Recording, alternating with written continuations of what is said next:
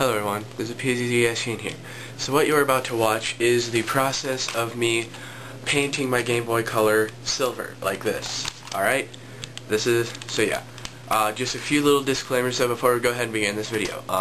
First of all, this is not meant to be an instructional video. You can use it as an instructional video if you want to, but I'm sure there'll be a lot of stuff edited out that I have done, but I've edited out. So be aware of that, and also make sure you have the correct tools. The tools I used was a torx T4 and these little I have to hold them in task force precision screwdrivers from Lowe's. This, by the way, cost me a total of $10 at Lowe's, so definitely a good deal. So yes, and also, this probably most likely will void your warranty, but seriously, it's 2010. These things are like 2000. But if you still have a warranty, just know this probably will void your warranty, and do it at your own risk. And also, when working with any electronics, it is always a good idea to ground yourself, something that I neglected to do.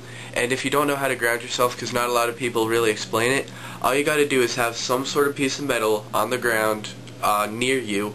I like to use this, I think this is a size 10, I don't know, but I like to use this Allen wrench, and all I have to do is just set it right next to me, and I occasionally just set my finger on it, and it discharges any electricity. And, so yes, that being said, enjoy.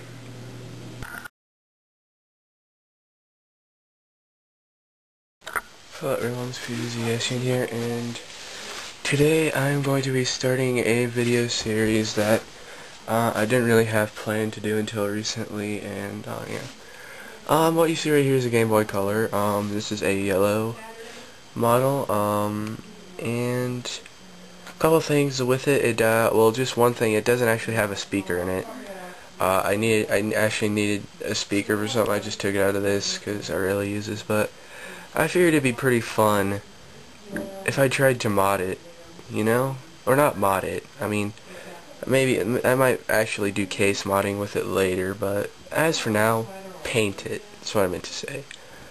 I originally had a blue one, but then I sold that to get a Game Boy Advance, and then we got this one, and it just, yeah, it's just here.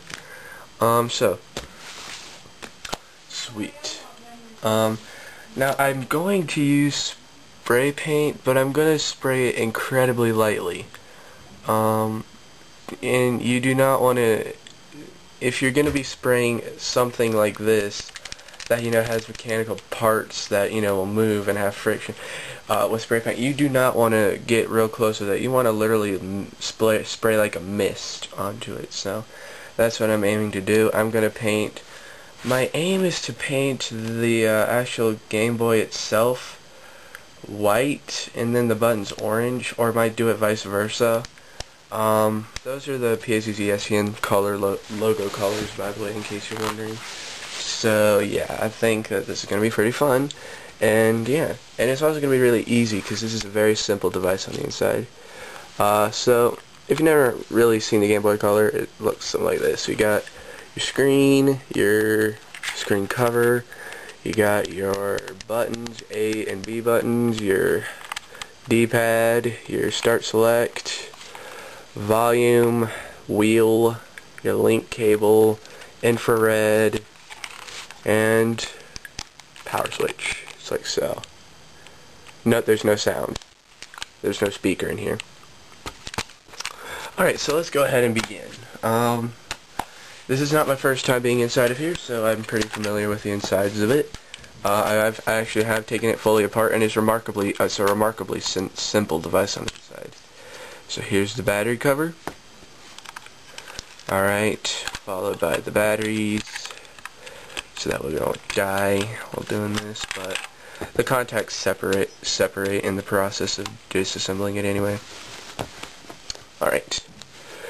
Now, if you know Nintendo, they like to use these weird screws that, well, they look if I have some paper. They look something like, well, like, we're more used to Phillips heads, which look like that across, you know, with the, alright, that's a Phillips head, yeah, and there's tape on the back, that's why, we're also used to flatheads, and, you know, torx and stuff like that, but Nintendo likes to use this really weird looking screw that looks like this.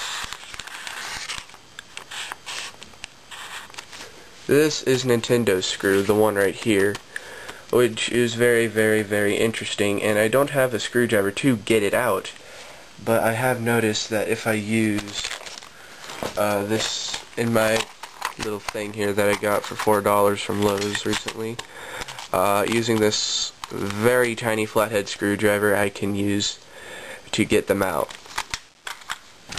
and it'll work something like this. This one's already actually out, it won't screw back in properly.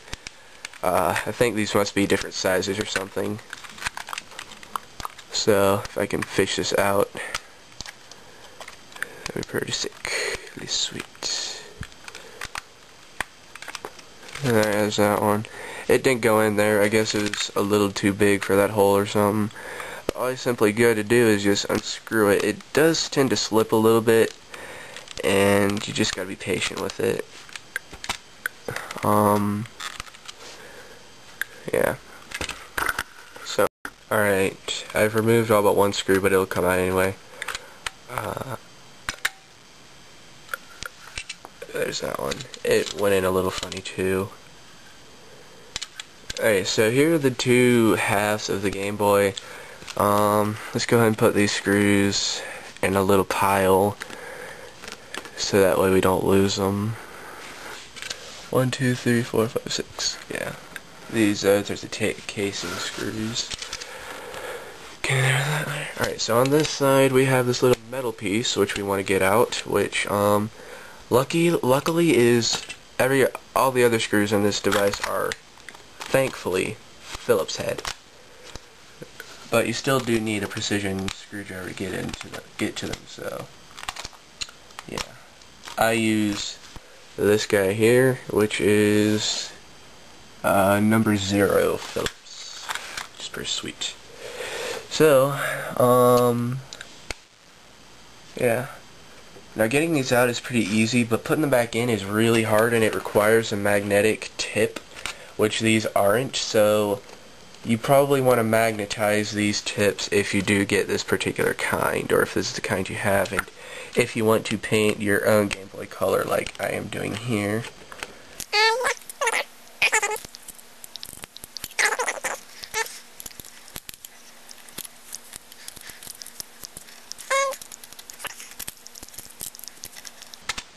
Alright, so these little screws here go there. Some of this might appear to be out of frame a little bit. I will be showing you guys around everything though. Alright, here's the back casing. Yeah. Alright, I'll put this right there for now. Let's go ahead and focus on this part. So now we need to get the motherboard out, which should be pretty fun. Yeah. Now first we need to disconnect the screen though, which is always important. So, and it's also a good idea, and I didn't do this, but it's always a good idea when you're working with electronics like this to ground yourself. I like to use a metal object, which is what you're supposed to use, such as this Allen wrench here, and it really does, that's how you ground yourself. So whenever someone refers to grounding yourself and you might not know what that is, all you gotta do is just touch any metal object nearby. I like using this Allen wrench here. Alright, so yeah. Now, first let's go ahead though and disconnect the screen. There's this little lock bar in place that I just slid out.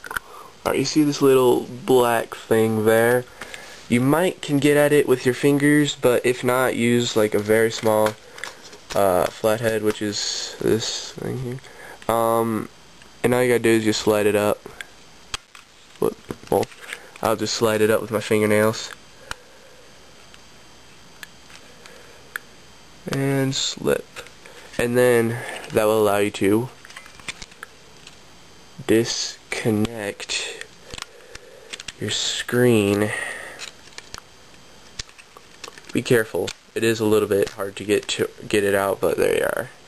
Just don't break it, because these ribbon cables are generally very fragile.